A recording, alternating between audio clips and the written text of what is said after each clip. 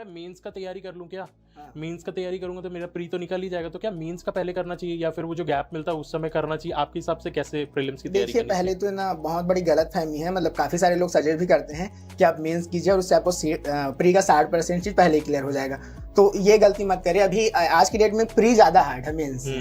ठीक है, अगर आपका प्री क्लियर हो गया ना तो मेंस उतना हार्ड नहीं है। मेंस का एक फिक्स सिलेबस है और जो सब्जेक्ट है उसके अंदर उसके टॉपिक भी मेंशन है कि आपको जैसे हिस्ट्री है तो हिस्ट्री में ये टॉपिक पढ़ना है, दर्शन है तो उसके अंदर कौन कौन से टॉपिक में पढ़ना है। प्री का कोई सिलेबस नहीं है, सब्जेक्ट के नाम लिख दिए हैं और सब्जेक्ट से कुछ भी पूछ सकते हैं। ठीक है, प्लस दूसरा चीज ये होता है जो हमारे कॉन्सेप्ट बनते हैं वो प्री में बनते हैं, मेंस में कोई कॉन्सेप्ट नहीं बनता। मेंस का फिक्स सिलेबस है और जितने टॉपिक दिया है आपको उतना ही पढ़ना रहता है। तो पहले तैयारी ना प्री से करनी चाहिए। मैं प्री का तैयारी किया था कॉलेज के, जब मैं 3rd ईयर में था। कॉलेज के साथ में एक्चुअल में हुआ ये था, हम लोगों ने कॉलेज का ना प्रैक्टिकल एग्जाम चल रहा था 2nd ईयर के लास्ट में। तो फिर ऐसे मतलब प्रैक्टिकल एग्जाम चलता है तो ऐसे ग्रुप बना माहौल बना के सब बात बातों करते रहते हैं। तो एक दोस्त है मेरा, दिलीप साहू है, तो वो ना फिर उसको किसी बुक का नाम पूछना था। एक्चुअली मेरी दीदी भी पीएससी तैयारी कर रही थी, तो बोला इस बुक को दीदी कौन सा सब्जेक्ट है पढ़िए करके। बोला ठीक है पूछ के बता दूंगा, अभी तो नहीं मालूम। फिर उसके बाद फिर मैं पूछा कि क्यों जानना, मतलब तैयारी चालू करेगा करके। तो बोला हाँ अभी एक कोचिंग ज्वाइन किया हूँ करके।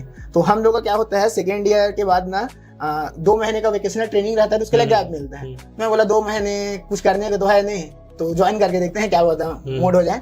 तो फिर उसके बाद फिर ना मैं भी ज्वाइन किया था कॉलेज के साथ साथ। तो फिर पहले तैयारी ना प्री का ही करे। तो प्री का ना 2 एग्जाम होता है, एक जीएस रहता है, दूसरा सीसीएट रहता है। ठीक है, अब जीएस में भी 2 पार्ट में है, सीजी और इंडियन।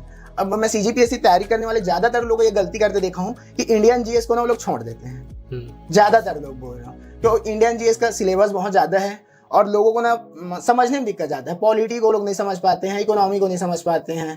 ठीक है, सीजीजीएस का छोटा सा बुक आता है, ज्यादातर लोग तो कोचिंग वाला ही मटेरियल प्रीफर कर लेते हैं, तो लोग उसी को पढ़ते रहते हैं और बोलते हैं हमारा निकल नहीं रहा है। तो पहले तो आप प्री पढ़िए। प्री का पहले तो उससे पहले तो सबसे ये कीजिए कि सिलेबस का प्रिंट निकाल दीजिए। काफी लोग सिलेबस डाउनलोड नहीं करते हैं, डाउनलोड करते हैं लोग प्रिंट नहीं करते हैं। प्रिंट किए तो कहीं पर धूल खा के पड़ा है, तो उससे अच्छा हमसे प्रिंट करके जहां भी पढ़ते हैं वहां पर चिपका लो तो क्लियर हो जाएगा हमको ये सब्जेक्ट पढ़ना है। तो इंडियन जीएस में 7 से 8 सब्जेक्ट है। सीजीजीएस में भी सिलेबस देखोगे तो ऐसा लगता है 7 से 8 सब्जेक्ट है, लेकिन वो सभी को मिला के केवल एक सब्जेक्ट के बराबर ही है।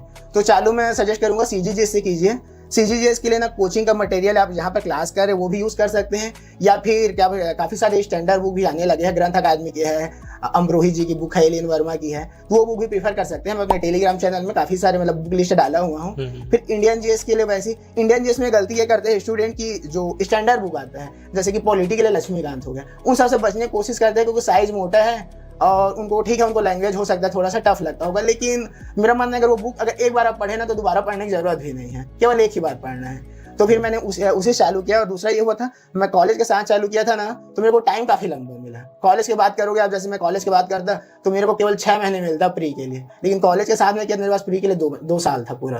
तो मैंने सारे सब्जेक्ट को काफी आराम से पढ़ा डिटेल से। यूट्यूब में भी काफी हेल्प मिल जाती है, आप तो देख रहे होगे यूट्यूब में काफी सारे फ्री लेक्चर अवेलेबल है, उसका भी यूज कर सकते हैं। फिर एक बार जब आपका प्री हो जाएगा, कॉन्सेप्ट क्लियर हो जाएंगे, उसके बाद आप मेंस चालू कर सकते हैं। तो मेंस के सिलेबस फिक्स है, आप किसी भी कोचिंग का मटेरियल यूज कर सकते हैं, अपना खुद का नोट्स बना सकते हैं, उसको अच्छे से पढ़ना है। और दूसरा इंपॉर्टेंट है राइटिंग प्रैक्टिस। अब राइटिंग प्रैक्टिस का सब यही मीनिंग निकाल लेते हैं कि लिख लिख के याद करना है या फिर बहुत सारे टेस्ट दिलाना है या फिर डेली 1 घंटा 2 घंटा। राइटिंग स्किल का ये मतलब नहीं होता है। राइटिंग स्किल का ये मतलब है पहली तो आप जो आंसर पढ़े हो उसको कितने अच्छे से प्रेजेंट कर सकते हो। नॉलेज सबके पास रहता है लेकिन हर कोई प्रेजेंट नहीं कर पाता है। उसको पॉइंट में लिखना है, पैराग्राफ में लिखना है, कहाँ पर अंडरलाइन करना है, इन चीज़ों को ध्यान देना पड़ता है। प्लस कुछ क्वेश्चन इधर उधर के आते हैं तो उसको हम छोड़ नहीं सकते।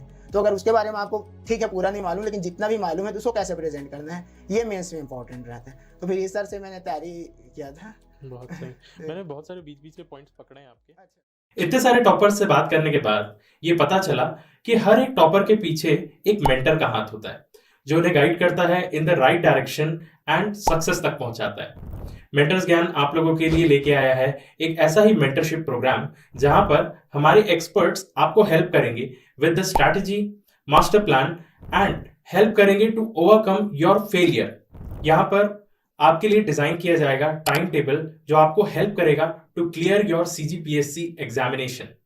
ये सारी चीजें आपको मिलेंगी एक अफोर्डेबल प्राइस में, जहां पर आप हमारे एक्सपर्ट से डायरेक्टली बात कर पाएंगे और सॉल्व कर पाएंगे अपने सारे डाउट्स। तो जल्दी से नीचे दिए गए नंबर पर व्हाट्सएप करें और अपना सेशन बुक करें।